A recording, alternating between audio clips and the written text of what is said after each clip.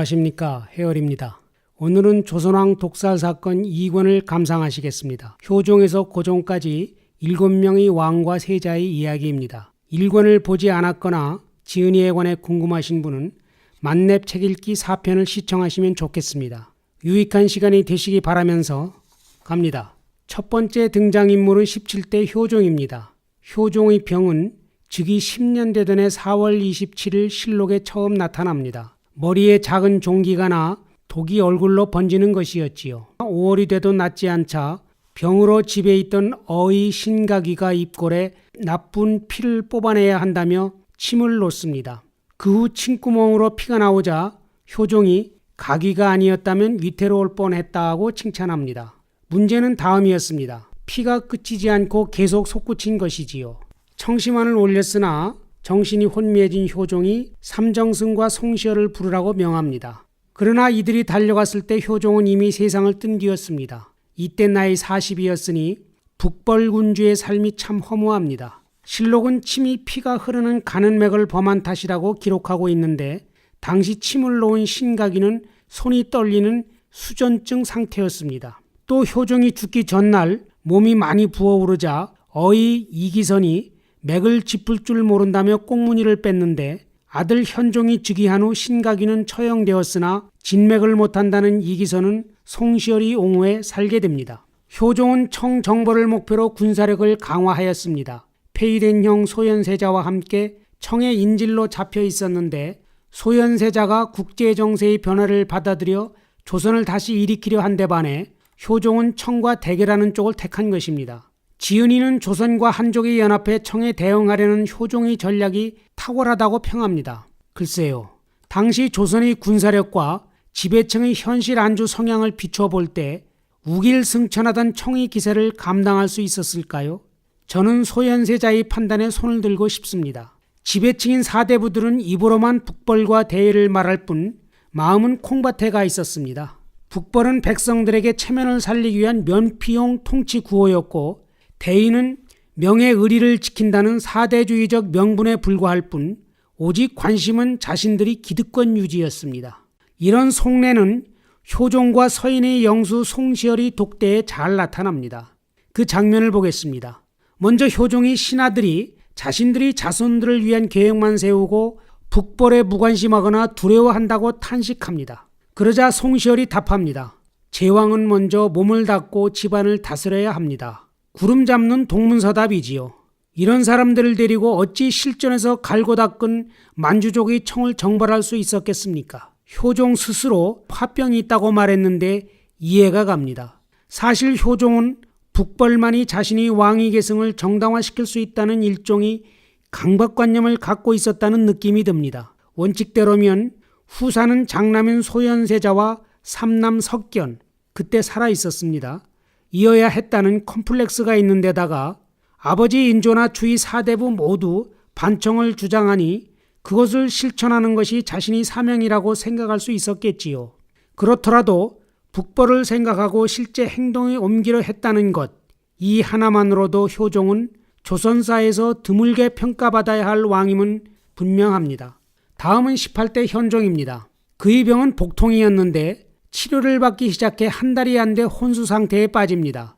그 와중에 깨어나면 새로 영의정으로 제수한 허적이 충주에서 언제 오는지를 물었고 허적이 궁에 도착하자 관복을 입고 예의를 갖추어 만납니다. 그리고 다음 날 33살에 한창 나이로 죽습니다. 현종의 재위기간은 이른바 예송논쟁으로 시작해 예송논쟁으로 끝나는 딱한 시기입니다. 즉위하자마자 효종이 상해 효종보다 나이가 5이 어린 계모 자의대비가 상복을 몇 년 입을지 문제가 됩니다. 왕은 일반 사대부와 다르고 후사를 이었으니 마지로 보아 3년복이어야 한다는 남인과 왕이더라도 마지가 아니니 1년복이 맞다는 서인의 주장이 맞선 것이지요. 결국 영의정과 송시열은 중국의 옛 사례를 따라 1년복으로 상의하고 현종에게는 경국대전에 부모는 맞이 여부를 가리지 않고 아들들이 상에 똑같이 1년복을 입게 되어 있으므로 이를 따르는 것이라고 둘러댑니다.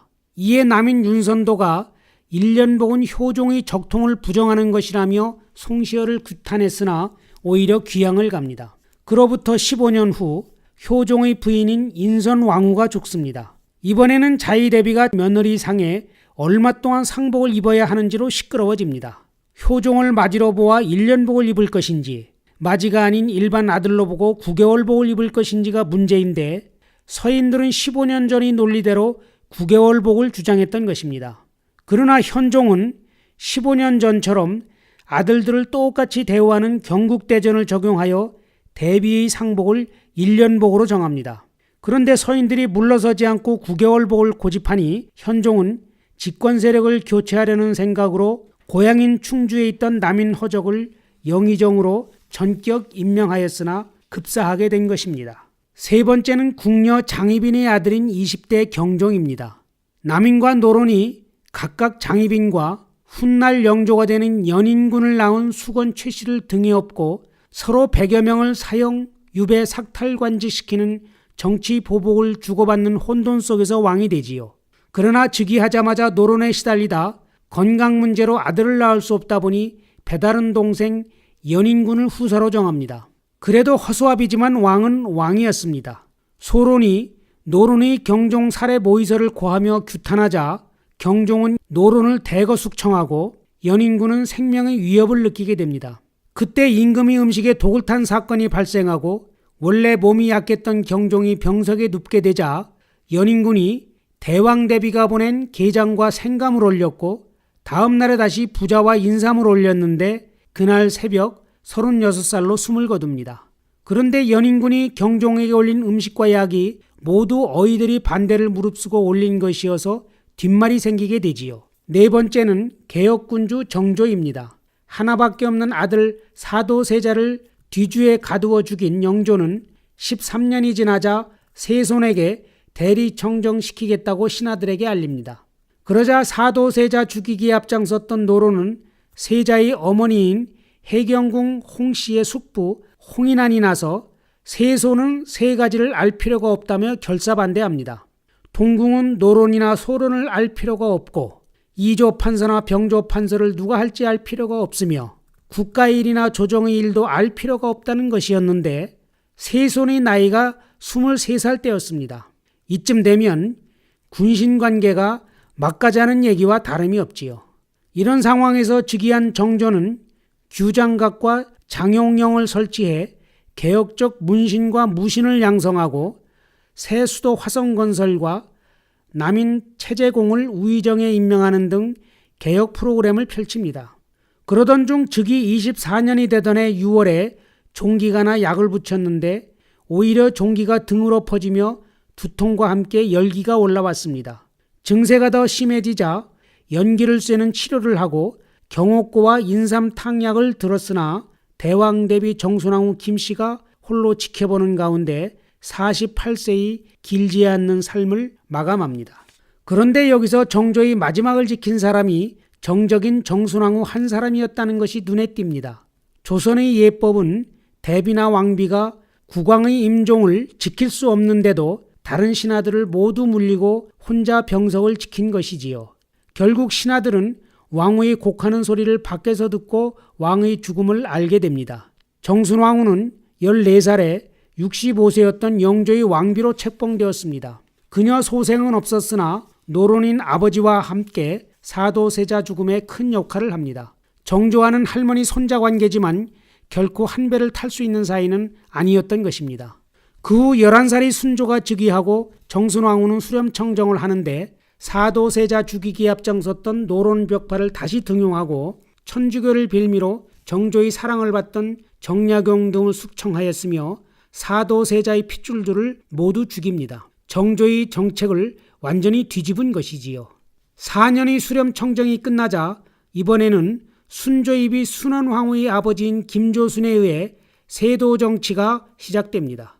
정조가 살아있을 때 김조순을 신임해 딸을 세자빈으로 간택했는데 지하에서 땅을 칠 일이었지요. 이로써 조선은 당파도 모자라 범위가 더 좁아진 가문의 국정이 좌우되게 되니 역사를 거꾸로 돌리며 멸망의 길로 빠져들게 됩니다. 그 운명을 정조 이산이라는 한 인물이 되돌리기에는 이미 늦었던가 봅니다. 여섯 번째는 23대 순조의 아들 효명세자입니다. 세도 정치에 시달리던 순조는 즉위 27년 세자에게 대리청정을 시키겠다고 선언합니다. 보통 이런 때는 신하들이 아니되옵니다를 외쳐야만 합니다. 그런데 이번에는 영의정을 했던 영중 추부사 김재찬이 기뻐서 발을 구르고 춤추면서 우러러 아랠 바를 형용할 수 없습니다라고 아뢰입니다. 과거 태종이 세자에게 전의하겠다고 말했을 때 웃음을 띤 것이 사형당한 이유의 하나일 정도였는데 있을 수 없는 일이었습니다. 안동김 씨 가문의 각본이니 가능했던 것이지요. 그렇게 왕권이 약했지만 18살인 세자가 3번 사양한 후 대리청정을 한 지 3년 만에 조정의 분위기가 바뀌기 시작합니다. 인재를 서자까지 포함하여 고루 등용하고 김조순 가문이 벌이는 아나무인한 행동에 원칙 대응하는 등 새바람을 불어넣었던 것입니다. 그런데 갑자기 세자에게 병이 생기고 맙니다. 각혈이 있고 불편하다는 것이었습니다. 치료를 했으나 증세에 차도가 없어 발병한 지 9일 만에 21살의 청춘이 시들고 측근들은 세자의 죽음에 관계 있다며 제거당합니다. 끝으로 나라를 빼앗긴 26대 고종입니다. 고종은 총 한 번 화살 한 번 날려보지 못한 채 외세의 나라를 통째로 넘기고 태왕으로 불리다 1919년 1월 67세에 순환의 삶을 마감하였습니다. 그런데 죽음의 전말이 명쾌하지가 않습니다. 고종은 죽기 몇 년 전부터 해외 망명을 꾀했는데 실록에 그의 병세가 나타난 것은 1월 20일이 처음입니다. 병명이나 증세에 관한 내용이 없이 태왕의 병이 깊어 동경에 있던 왕세자에게 전보로 알렸다는 것이 전부이고 그날 밤 숙직한 인물이 바로 일제히 자귀를 받은 이완용과 이기용입니다. 그리고 다음날 새벽 6시에 덕수궁에서 승하한 것이지요. 병명은 뇌일열이었는데 일제가 고종의 사망 사실을 하루 숨겼다가 발표하여 정확한 사망 날짜가 1월 20일인지 실록의 기록대로 1월 21일인지도 명확하지 않습니다. 이런 의문 때문에 고종이 죽은 후 전국 각지에서 일본이 고종을 독살했다는 소문이 퍼졌고 3.1운동을 일으키는 도화선이 하나가 됩니다.